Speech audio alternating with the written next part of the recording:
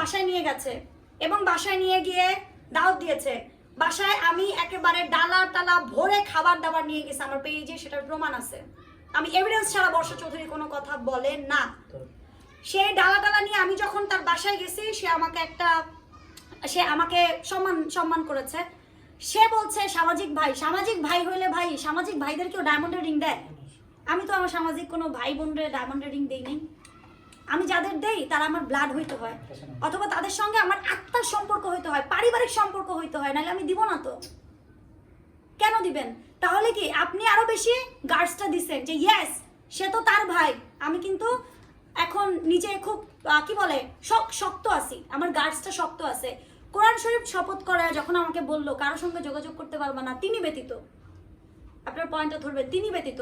আমি যখন কান্না করলাম, আমি যখন চিৎকার করলাম, আমাকে যখন কোরআন শপথ করার পরেও মারলো একের পর এক, আমি বর্ষা কিন্তু তার কাছে প্রত্যেকবার ভয়েস দিছি, প্রত্যেকবার ভিডিও পাঠাইছি, প্রত্যেকবার, কারণ নট এ সিঙ্গেল পার্সন আমার সাথে কমিউনিকেশন ছিল না তার কাছে। এখন যখন আমি ওই ফুটেজগুলো চাই, সে আমাকে বলে দিবে না। আমি যখন বলতেছি মেসেজে যে আমাকে সেই জিনিসগুলো দিয়ে দাও, তোমাকে যে আমি ওই সময় পাঠাইছি, কারণ তখন তো আমি কাউকে ট্রাস্ট করতে পারিনি, আমার এখান থেকে ডিলিট করে দিছি, রাসেল যেন আমাকে মারধর না করে, আমাকে সেই এভিডেন্সগুলো দাও, আমার মামলার জন্য লাগবে। তার যদি সব নিয়ম থাকতো, সে কি করতো? সাথে সাথে আমাকে সেই এভিডেন্সগুলো ফরওয়ার্ড করে দিত, যেগুলো আমি হোয়াটসঅ্যাপে তাকে দিয়েছি। সে কিন্তু আমাকে সেই এভিডেন্সগুলো দেয় নাই। তার মানে আমার যে আমানতটা তার কাছে রেখেছি সেটার খেয়ানত সে করে দিল, এবং সেখানে তার একটা বড় উইক পয়েন্ট আছে। হ্যাঁ, অনেক বড় একটা উইক পয়েন্ট আছে। তারপরে আসেন যে যখনই দেখলো যে রাসেল আমি মিলে যাই, যেদিনই দেখছে রাসেল আমি একসঙ্গে হয়তো একটা টিকটক, হয়তো একটা রিলস, হাসতেছি, অথবা মারটার খেয়েও চিন্তা করছি সংসারটা বাঁচাই। ভাই আমরা নারী, দিন শেষে সংসার বাঁচানোর জন্যই আমরা সর্বোচ্চ চেষ্টা করি। প্রত্যেকটা নারী, বাঙালি নারী যে সাংসারিক সে এটাই চেষ্টা করবে।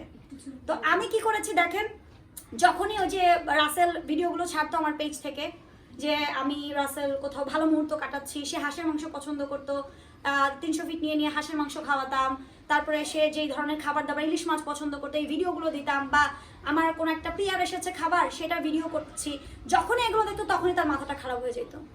অ্যান্ড ওই মোমেন্টে, ওই দিনই সে কি করতো, ওভার দ্য ফোন তাকে গাইড করতো। ওই যে বলেছিলাম তার সামনে, আপনারা মনে করে দেখেন, সে তুমি উঠতে বললে উঠতো, আর তুমি বসতে বললে বসতো। তুমি অস্বীকার করতে পারবা? আমি বর্ষা কিন্তু ছাড়ি নাই, তার মুখোমুখি ছাড়ি নাই। আপনারা তার সাক্ষী, গণমাধ্যম তার সাক্ষী। আরেকটা বিষয় যোগ করছে, হচ্ছে যে শুনেছি যে ওনার একটা গোপন বাংলা বাড়ি আছে, আসলে ওখানে মূলত কি হয়? আপনি তো নিজেও গেছিলেন। গোপন বাংলো বাড়ি বলতে, আমি তো ওখানে গিয়েছি আমার মেন্টালি রিফ্রেশের জন্য। আমাকে বলছে যে আমার সাথে 2 দিন থাক। আমি 2 দিন থেকেছি, 2 দিন না 1.5 দিন থেকেছি। তারপরে দেখলাম রাসেল খুব শাউট করছে, রাসেল পছন্দ করছে না। পরে রাসেল আমাকে বললো যে বর্ষা তুমি চলে আসো, আমার ভালো লাগছে না।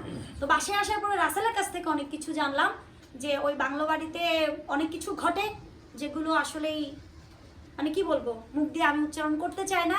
এটার দায়িত্ব গণমাধ্যমের এবং আইনের, আমার না। আচ্ছা আপু।